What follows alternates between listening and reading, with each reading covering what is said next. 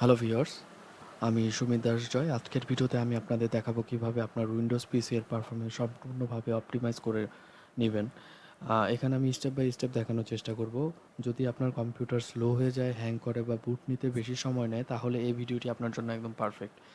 আজকে আমি এমন কিছু প্রুভেন মেথড দেখাবো যেগুলো ফলো করলে আপনার পিসি আগের তুলনায় অনেক বেশি ফাস্ট কাজ করবে। তো চলুন কথা না বাড়িয়ে শুরু করি।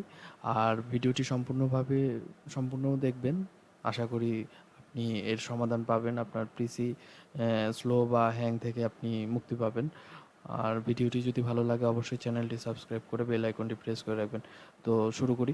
প্রথমে আপনার কিবোর্ডের উইন্ডোজ প্লাস আর যেই কিটি প্রেস করতে হবে, অর্থাৎ উইন্ডোজ বাটনটি প্রেস করার সাথে সাথে আপনার আর বাটনটিও প্রেস করতে হবে। তো এরকম একটা রান ট্যাব চালু হয়ে যাবে। এরপরে আপনারা এখানে লেখাটাই দেখতে পাচ্ছেন এমএস কনফিগ, এটি টাইপ করবেন এমএস কনফিগ। যেহেতু আমি আগে একবার করেছি তার জন্য এখানে কিন্তু অটোমেটিক দেখাচ্ছে। তো এমএস কনফিগ এই লেখাটি আপনারা দেখে নেন, এটা টাইপ করবেন। টাইপ করার পরে এখানে ওকে দিবেন। ওকে দিলে আরও একটি ট্যাব কিন্তু আপনাদের সামনে চলে আসছে, আপনারা দেখতে পাচ্ছেন সিস্টেম কনফিগারেশন। সিস্টেম কনফিগারেশনের মধ্যে এখানে প্রথম যেই এটা হচ্ছে জেনারেল।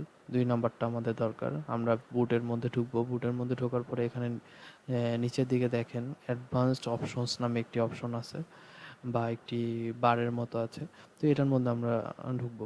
ঢোকার পরে এখানে দেখেন বুট অ্যাডভান্সড অপশনস। আমাদের মূলত কাজটি এখানেই। তো বুট অ্যাডভান্সড অপশনস এখানে গিয়ে আপনারা নাম্বার অফ প্রসেসরস, এখানে দেখেন আপনার প্রসেসরের যতগুলা নাম্বার, অর্থাৎ 4টা কোর বা এরকম একটা বিষয় থাকে, প্রসেসরের কোরের সংখ্যা থাকে। তো আমার যেহেতু কোর i7, তো এখানে আমার প্রসেসরের 4টা কোর আছে। তো এগুলা আমি এখন সর্বোচ্চটা দিয়ে দিব, ম্যাক্সিমাম।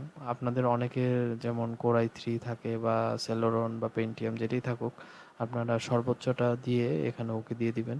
তো এভাবে কিন্তু আপনার পিসিটা পূর্বের তুলনায় অনেক বেশি ফাস্ট কাজ করবে।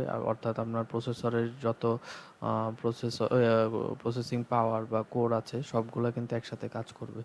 তো এইভাবে কিন্তু আপনি আপনার কম্পিউটার ফাস্ট করতে পারবেন।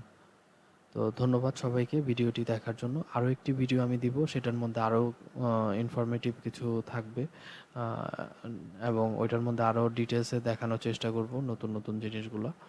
তো আশা করি ওই ভিডিওটি দেখবেন আপনারা।